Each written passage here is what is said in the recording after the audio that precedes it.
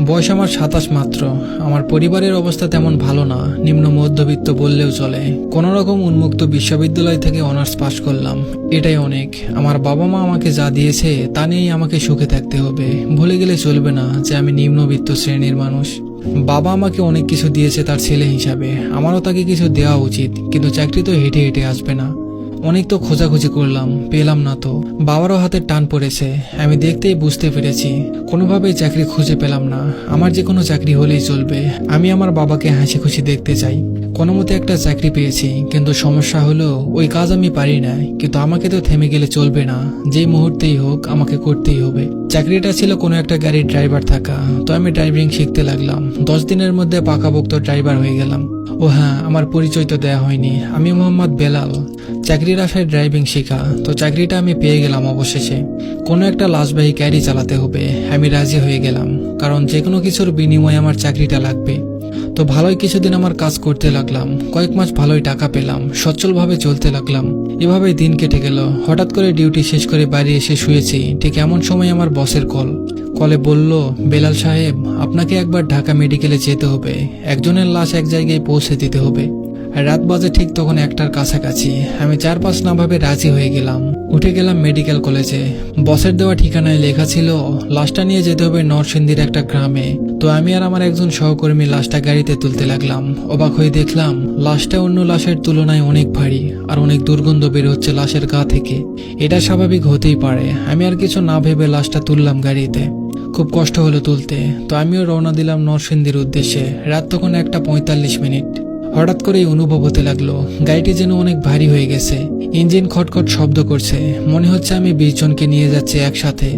একটা cigarette ধরালাম, cigarette খাচ্ছি আর গাড়ি চালাচ্ছি। খটখট শব্দ যেন বেড়েই চলেছে। এমন সময় দেখলাম ভিতর থেকে ফিসফিস আওয়াজ আসছে, মনে হচ্ছে কয়েকজন মিলে গল্প করছে। ভেতরে তাকিয়ে দেখলাম যে না, এটা মনের ভুল। আমি গাড়ি চালাতে থাকলাম। রাত 2টার আগে কোনো সমস্যা দেখা দেয়নি, এরপর যত সমস্যার শুরু। মাঝে মাঝে মনে হয় ফিসফিস আওয়াজটা যেন বেশি হচ্ছে। আবার মাঝে মাঝে মনে হয় গাড়ির ছাদের উপর কয়েকজন লাঠি দিয়ে ছাদ ভাঙার চেষ্টা করছে। আমি গাড়ি থামালাম, থামিয়ে দেখি গাড়ির ছাদে কেউ নেই। আমি গাড়িতে উঠে চালাতে লাগলাম। হঠাৎ করে এমন সময় একটা মহিলা আসলো আমার গাড়ির সামনে। আমি কড়া করে ব্রেক কষলাম। মহিলাটি ছিল খুব অদ্ভুত বলতে তাকে দেখে স্বাভাবিক মনে হচ্ছিল না। গাড়ি থামানোর পর বলল, আমায় তোর সাথে নিয়ে যা, আমিও যাব। এক কথা বারবার বলতেছিল। সে বলল আমি আমার বাড়ি থেকে কিছু কাপড় চোপড় নিয়ে আসি, কিন্তু সেখানে কোনো বাড়ি ছিল না। আর এদিকে বস ফোন দিয়ে যাচ্ছে আমি পৌঁছে গেছি কিনা। আমি আর না ভেবে গাড়ি নিয়ে চলতে লাগলাম, কারণ ঠিক টাইমে না গেলে আমার চাকরি থাকবে না।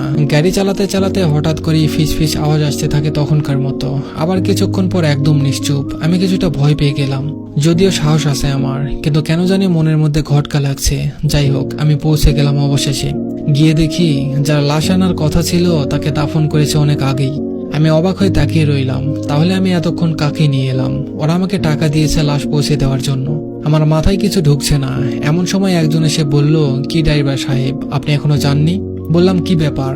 আমি তো মাত্র আসলাম আপনাদের লাশ নিয়ে। লোকটা বলল, আরে কি বলেন, আপনি না 2 ঘন্টা আগে লাশ দিয়ে গেলেন। আমার চোখ কপালে উঠে বলল, কি সব বলতেছে উনি? সারা রাত যাকে করে আমি নিয়ে আসলাম সে কে তাহলে? আমি ওনাকে বললাম, আমার সাথে আসুন, দেখুন লাশটা আমার গাড়িতেই আছে।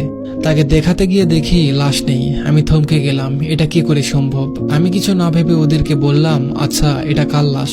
তিনি বললেন, এই লাশ হলো একজন লোকের যাকে খুন করা হয়েছে, আর যিনি খুন করেছেন উনি তার স্ত্রী ছিল। সম্পত্তির লোভে নিজের স্বামীকে গলায় ছুরি দিয়ে খুন করেছে। তার কিছুদিন পর তার স্ত্রী রোড অ্যাক্সিডেন্টে মারা যায়। আমি কিছুটা তাজ্জব লেগে বললাম, তার স্ত্রীর লাশ কই? তিনি বললেন, তার স্ত্রীর লাশ খুঁজে পাওয়া যায়নি।